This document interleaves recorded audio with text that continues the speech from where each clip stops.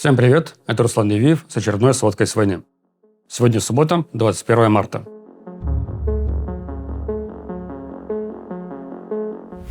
Боевые действия постепенно становятся все более массивными, что связано с улучшением погоды. Судя по кадрам с фронта, на большинстве участков распутица уже закончилась. Почва подсохла, поэтому начинается активизация штурмовых действий. Главная деталь, отличающая эту неделю от прочих предыдущих, это механизированные атаки на основных направлениях. В основном они происходят с применением парочки мотолыг и нескольких мотоциклов. Мотолыга – это такой военный гусеничный вездеход МТЛБ. По тем атакам, кадры которых были опубликованы, все закончилось абсолютно ожидаемо. Техника была уничтожена ударами беспилотников. Это было на Покровском направлении, около Гришина, на Славянском направлении, а также на Лиманском направлении. Лиманское направление особенно выделяется массовостью применения бронетехники на этой неделе. Там в атаке было задействовано как минимум 2 танка, 4 бронетранспортера, 7 боевых машин пехоты и 40 бронеавтомобилей. Где-то пару суток назад я вам рассказывал, что есть предположение у наших иностранных коллег по цеху, иностранных военных аналитиков, что Россия в ходе весенне-летней кампании в этом году вернется к тактике атаками механизированными колоннами, бронетехникой. И сделано это будет ради уменьшения людских потерь солдат. Пока что рано говорить, что прогноз сбывается, потому что такое резкое появление бронетехники в атаках мы видим каждый год. Каждый раз с окончанием распутицы начинают пачками сыпаться вот такие видео с танками и бронетранспортерами. А потом командование делает вывод, что по-прежнему такие атаки не приносят результата и прекращает их направлять. Но еще недельки 2, как минимум, ждите, что будут такие видео появляться, как почки на деревьях. Сильно повлиять на статистику за март они уже не успеют. Скорее всего, в сводке 4 апреля я скажу, что в марте темп России был больше, чем в феврале, но все же пока только разгоняется.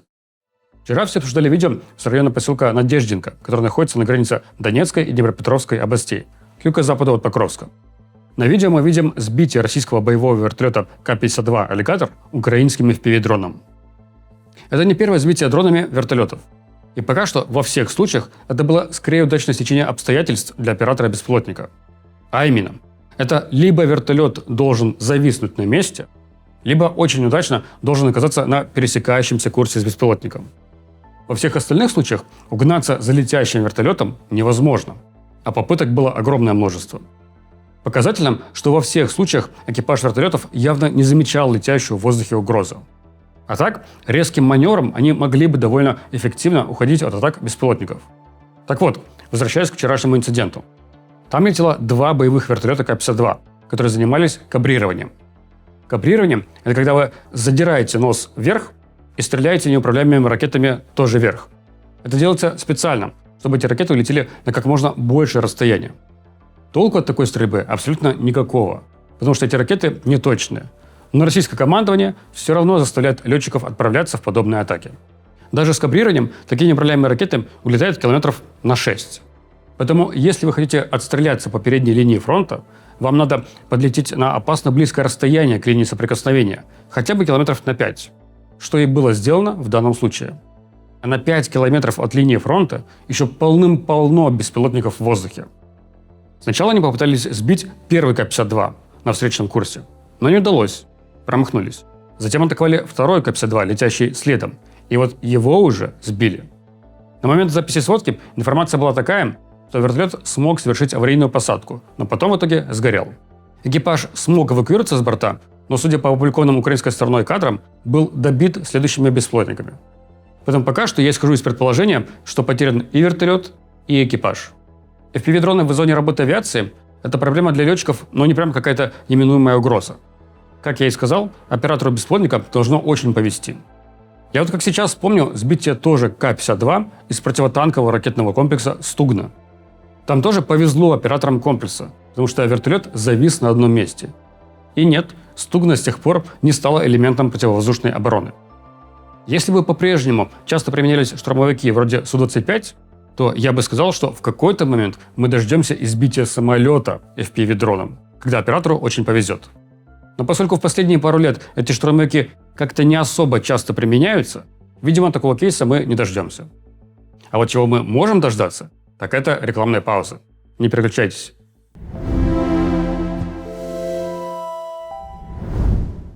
Сколько бы ни уповали разные спикеры на переговоры, по факту те ни к чему не ведут. Реальность остается прежней. В России блокируют интернет, и все менее доступными становятся поездки за границу. Но, как и в случае с VPN, нашлись компании, которые придумали пути обхода. Например, компания Skyzit, с которой получить иностранную банковскую карту можно быстро, легально и удаленно. И не только виртуальную карту, но и пластиковую именную. Skyzit постоянно анализирует рынок и подбирает подходящие варианты дистанционного оформления в проверенных банках стран ближнего зарубежья – Армении, Грузии и других. Оформление официальное и в срок от 1 дня. Карту Visa или MasterCard доставят в любую страну. Можете почитать отзывы. У Skyzit тысячи довольных клиентов, которые уже оформили такие карты без лишней бюрократии и теперь могут оплачивать подписки на сервисы, арендовать автомобили и бронировать отели за границей. Карты можно подключить к Apple или Google Pay, а еще снимать наличные в любом банкомате за границей. Приложения банков и поддержка доступны на русском языке, а менеджеры Skyzit готовы ответить на ваши вопросы даже после открытия карты. Подскажут даже, как машину арендовать. Для открытия карты нужен загранпаспорт любой страны или внутренний паспорт России. Оформить можно как через Telegram-бот, так и после бесплатной консультации менеджера.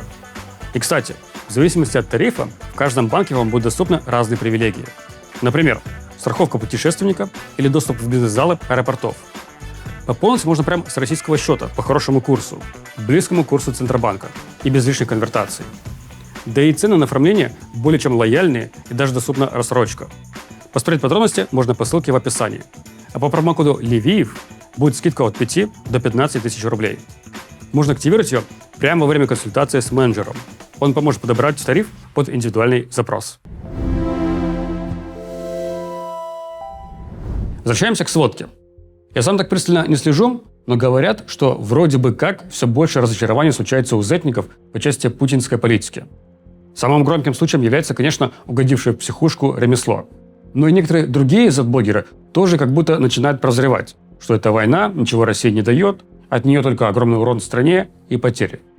И словно подливая масло в огонь, тут начальник Генштаба России Валерий Герасимов опять выступил в своем духе. Он посетил командный пункт группировки войск «Юг» и заявил, что российская армия взяла под контроль уже 60% Константиновки. Конечно, такие фантазии снова возмутили зет-блогеров, пишущих о войне, потому что такие успехи даже самые оголтелые из них не пририсовывают. Интересно было бы увидеть какую-то внутреннюю документацию Генштаба, как они сами для себя это перепроверяют и доказывают. Ведь 60% города под полным контролем – это, получается, и центр города тоже уже должен быть в зоне плотного контроля российских войск. А ведь туда пока даже никто не добегал, никаких флагов-тыков не было. Как мы видим ситуацию с Константиновкой, там положение для украинских войск сложное, но не критичное. Есть проблемы с тем, что российские штурмовые группы постоянно накапливаются в Ильиновке и Берестке, откуда атакуют город. Есть проблемы с ударами по логистике в районе Алексеево-Дружковки. Но российская армия контролирует 0% территории города. Нет ни одного участка в городе, где им удалось бы закрепиться. А забегали они пока что максимум на южные и восточные окраины. В декабре прошлого года, то есть почти 4 месяца назад, тот же самый Герасимов заявлял, что армия России контролирует 45% Константиновки. Причем он заявлял это лично Путину. Так что если следовать заявлениям Герасимова, то получается, что армия России уходит примерно 4 месяца на захват каждых 15% города Константиновка. А осталось захватить еще якобы 40%. Получается, нужно больше года для захвата города. Это все цифры с потолка, конечно. Не стоит на них полагаться и делать такие выводы, которые я сейчас озвучил. Они вписывают в свои отчеты те цифры, которые им захочется. Не удивлюсь, если в начале апреля Герасимов скажет, что 99% Константиновки захвачено. В начале этого года я много говорил о Купянском направлении в Харьковской области. Вот российское командование решило тупо не замечать украинской контратаки, которая большую часть Купянска освободила. При этом российские генералы сами себя тем самым загоняют в ловушку, потому что им каждый месяц нужно продолжать заявлять об успехах. И скоро может сложиться такая ситуация, что по заявлению Минобороны России чуть ли не весь украинский плацдарм к востоку от реки Оскол уже зачищен. И чтобы вы думали, ровно так оно и произошло. Причем устами того же самого Герасимова на том же самом совещании в командном пункте группировки войск «Юг». Он сказал, что российские силы заканчивают зачистку восточного берега реки Оскол. Остался квадрат размером буквально 2,5 на 3 километра в районе села Новоосиново. Мне вот интересно, командующий группировкой войск «Запад» генерал Сергей Кузовлев и командующий группировкой войск «Юг» генерал Сергей Медведев. А ничего, боятся, что Герасимов их к стенке представит? Что им мешает сказать: «Воу-воу-воу, дедуля, притормози! Какой восточный берег Оскола? Какие 60% в Константиновке? Ты так скоро Киев заявишь!» Более того, после украинской наступательной операции в районе Купянска еще оставалась группа российских военных в центре города, в районе центральной больницы. Несколько месяцев они сидели там в осаде. Несколько раз российские военные пытались пробить до них коридор. Безуспешно. Много было нытья зетников по поводу этих окруженных российских солдат, что их никто не вызволяет, что они брошены там. Помню, также был случай удара украинской авиации по этой больнице, про который российская пропаганда сказала типа: «Ха-ха, смотрите, украинская авиация по своим же боевикам бьет». И на что зет-блогеры возмутились. Типа: «Вы охренели? Там наши сидят, это удар по нашим». И вот вчера зет-военкор Романов написал, что все, история закончена. Все российские солдаты, остававшиеся в этой больнице, погибли. Зачистка Купянска украинскими силами практически завершена. И я отдельно хочу обратить внимание студентов и прочих групп, которые подвержены этой агитации. Мол, подпиши контракт, ты будешь в тылах, ничего страшного. Чем сильнее расходятся официальные заявления Герасимова с реальными картами, тем больше нужно штурмов. Тем больше командиров отдельных сил и подразделений и группировок будут переводить людей в штурмовики. Потому что нужно срочно догонять то, что уже заявили. Каждая звездочка на погонах генерала оплачена жизнями тысяч и тысяч людей. Напомню еще раз. По мнению Минобороны России, Купянск давно под полным контролем России. Перейдем к вопросу технологий. Почти 2 года спустя, после того, как меня уже миллион раз за это время задолбали вопросом: а где шведские аваксы?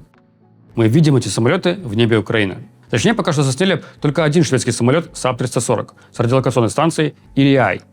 Это самолет дальнего радиолокационного обнаружения и управления. Он контролирует воздушную обстановку на расстоянии до 300-450 километров. В отличие от американских аваксов, у которых сверху такой вот блин, у шведского вместо блина балка. Поэтому шведский самолет видит не вокруг, а по секторам. То есть видит вправо и влево от балки. В вопросе обнаружения целей и наведения на них очень важен радиогоризонт. И чем выше ты сидишь, а в данном случае летишь, тем дальше ты видишь. Поэтому такой самолет позволит Украине заранее обнаруживать российские вертолеты, самолеты, крылатые ракеты и беспилотники. А чем раньше вы обнаружите воздушную угрозу, тем больше времени есть у вашего ПВО на реакцию и перехват. И тем больше времени, чтобы оповестить гражданское население и увезти их в бомбоубежище. Но также потенциально может наводить украинские F-16 на цели. Вот представьте, что вы летите на F-16, и в 200 километрах от вас находится вражеский самолет. Но вы об этом не знаете, потому что мощности вашего радара самолета для этого не хватает. И вот тут приходит на помощь этот самый шведский авакс, который подсказывает вам, где цель, и помогает навестись на нее. Во вторник украинские беспилотники атаковали авиаремонтный завод в Новгородской области. Издание «Радио Свобода» показало спутниковые снимки последствий. И там в здании одного из цехов видны такие 3 большие дыры в крыше. Генштаб ВСУ сейчас заявляет, что в ходе этой атаки им удалось повредить российский авакс, а именно самолет А-50. За все время полномасштабной войны Украина сбила уже 2 таких российских самолета. Опять-таки, чем меньше самолетов А-50, тем легче будет ракетам и сотням беспилотников пролетать на территорию России. Сейчас в контексте Ближнего Востока идет много разговоров о том, что Россия помогает Ирану с целеуказанием, помогает навестись на американские базы и американских военных. Мы как-то проверить независимо это не можем.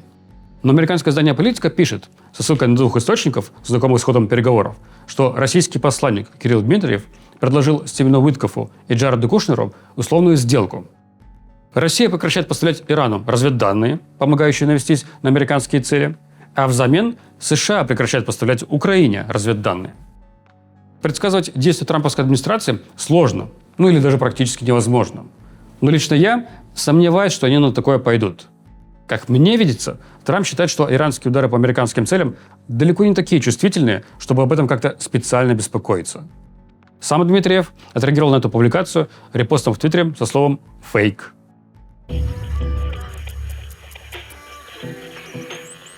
Что касается целеуказания в российско-украинской войне, то тут частота и массовость воздушных ударов обеих сторон только разгорается. Думаю, все вы видели эти обсуждения в начале недели про массовую атаку беспилотников на Москву, которой как будто бы не было.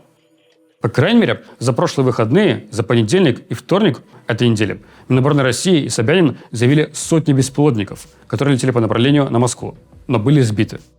И вот по горячим следам сообщений о пролетах беспилотниках или о работе ПВО в соцсетях не нашлось.